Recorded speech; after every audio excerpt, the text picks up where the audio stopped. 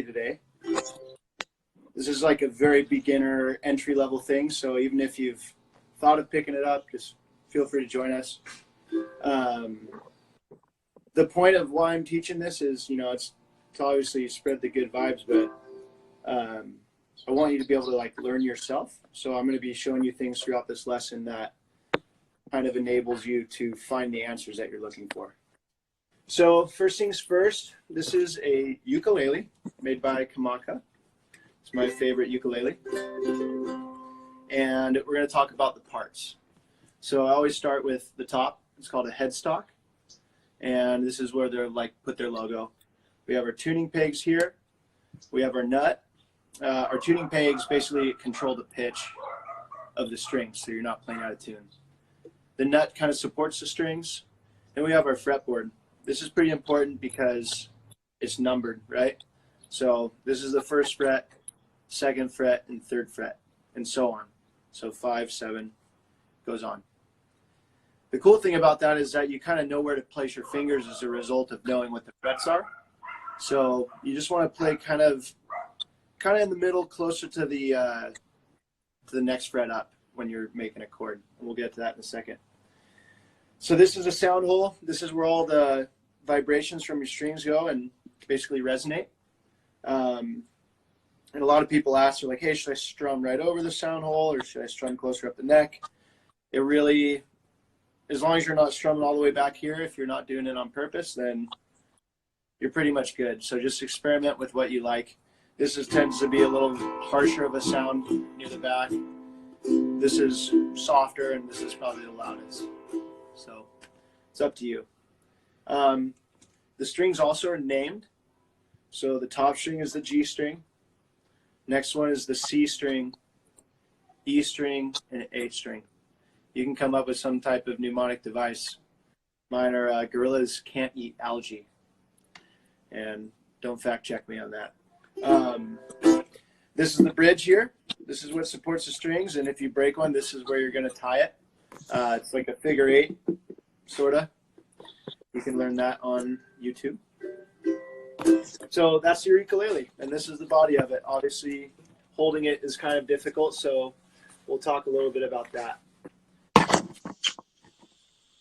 So when you're holding the ukulele, you want to have your forearm kind of supporting it near the front of the ukulele.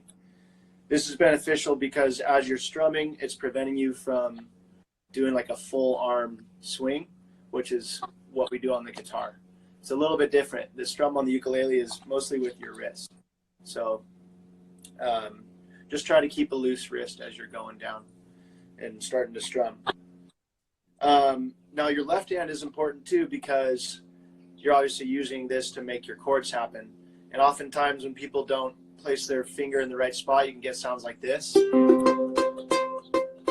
Kind of bad, not really the best sound. So you want to get a nice clean chord like that. The way that you do that is put your hand out, your left hand out, or whatever your chord hand is, and you make a fist with your other hand and basically cup your fist. And then when you have all that space, you bring your thumb all the way under. That way you can come down on top of the fretboard. Rather than on the side, you come down on top. That'll clean up your chords a little bit, you'll see. So now we're going to get to some chords. And I know I'm moving fast, but I feel like this is such an instant reward instrument that as long as you get your first chord down, there's a chance you'll get hooked, and that's my goal. So basically, there's a way to explain how your fingers sit on this fretboard by learning how to read what's called a chord chart. And I'll give you some common characteristics of the chord chart. So first of all, your hand is numbered, okay? So it's 1, 2, 3, and 4. So when someone says put your first finger, it's this one, second finger, and so on. And what you do is you combine that with the string name and then the fret number. So if I say put your third finger, you can do it with me. This is your first chord, C chord. Put your third finger on the third fret of the bottom string, which is the A string. And put your third finger down on the third fret of the bottom of the A string and just give it a strum.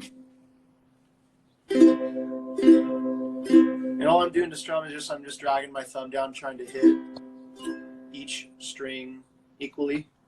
That takes a little bit of time and a little bit of finesse, but just as long as you're keeping your wrist loose, that's like the #1 thing for now. So give that a strum and see how it works.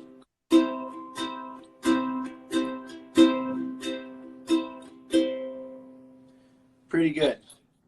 It's one of my favorite chords because it's so easy to play. In my private lessons, I usually just hand them a ukulele and show them that, so at least they're playing within like the first minute. That's kind of fun. So your next chord is going to be another 1-finger chord, but it's going to introduce a new style of chord family. That's the minor chords. So what we just played was a major chord, C major, oftentimes just called a C chord. Well, this next chord we're going to play is an A minor, and minor chords tend to be a little more sad than major chords, so it gives a different emotion to the chord. So this one's called an A minor. You're going to put your second finger down on the 2nd fret of the top string, which is the G string, just like that. So as you are switching between these chords, you're going to be switching fingers. So you have your 3rd finger on the 3rd fret of the A string here.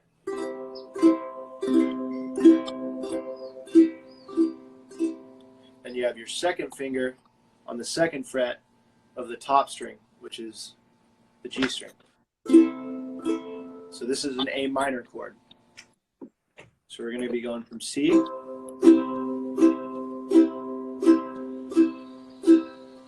A minor. Take as long as you need to switch between these chords. This is how I want you to practice. So you're going to play 8 times, 8 strums with your right hand on the C major.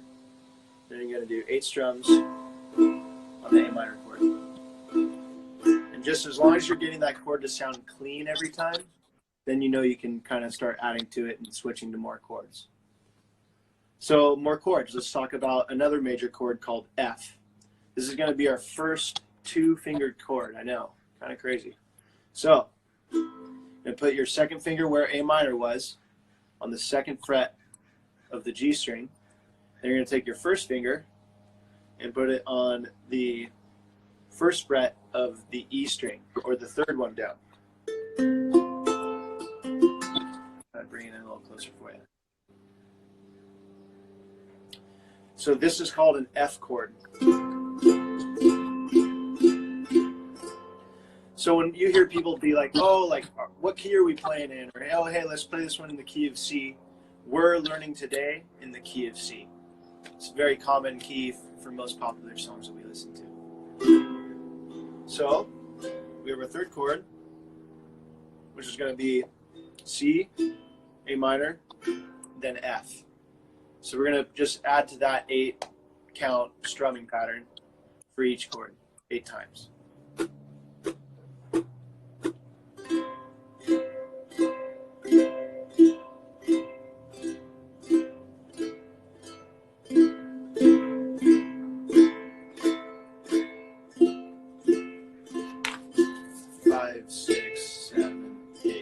Switch back.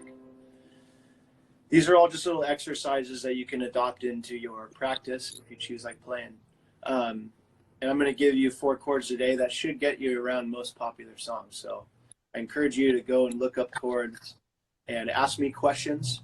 You know, send me a message on Instagram and I'll get back to you as soon as I can with literally anything. This is one of my favorite things to do, is to spread this. So feel free to reach out to me.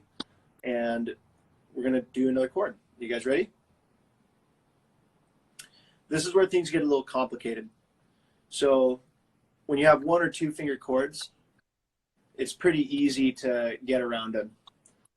One of my students last week said, like, oh, getting from a 2-finger chord to a 3-finger chord is difficult.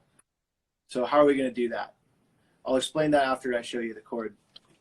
So this is called a G chord, and it's relatively complicated, so just pay close attention to where you put your fingers. Again, this is all a Google search away, So if you need like a chord reference chart or anything like that, feel free to pull it up. So we got our first finger on the 2nd fret of the C string, okay? 2nd finger on the 2nd fret of the bottom string, A. 3rd finger on the 3rd fret of the 3rd string, E, okay? So it looks kind of like this. And this is where keeping your thumb back really helps because you're not all jammed up. Keep that space. A lot of people, what I mean by keep that space is people play like this and choke the neck. It's doable, but if you're just learning, you might as well start with good form. That way you can learn how to make it your own. So this last chord is G, okay? So again, 1st finger on the 2nd fret of the C string, 2nd finger, 2nd fret of the A string, 3rd finger, 3rd fret of the E string. Gives you a G chord, okay? So this is kind of rad because now you have 4 chords that will let you play a ton of music. You can even start writing your own, honestly, if you master these 4. So we'll play it all the way through, just the 8 counts each, and then I'll move on to our last little portion of the lesson, and then I'll open it up to questions and maybe a couple songs. So we're playing all the way through. It's going to sound something like this.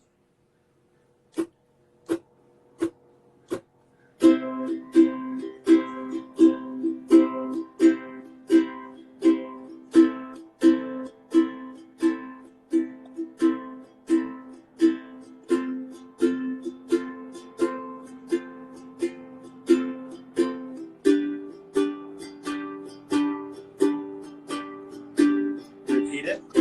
C chord, A minor,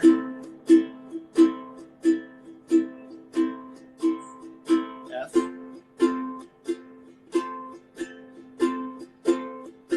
G, right?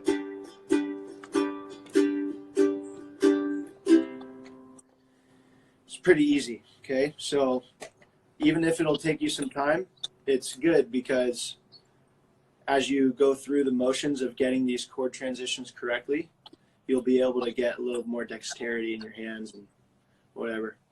So getting from a 2-finger chord to a 3-finger chord can be challenging. So what I like to do is I like to lead with 1 finger when I'm switching chords. So what that means is if I'm here, or if I'm on a 2-finger chord, I'm switching to a 3-finger chord, I will pick 1 finger that's moving the furthest generally on the fretboard, and I'll just memorize exactly where that one goes, and that's kind of like my lead move when I'm switching chords. The goal for when you're switching chords is to make it as smooth as possible. So the way that I do that, and the way that I've taught my students in the past, is to lead with the finger that moves the most. Okay, so we're going to look at the chord F and into the chord G. So for the chord F, you've got your 1st finger here, and that's the one that I want you to focus on.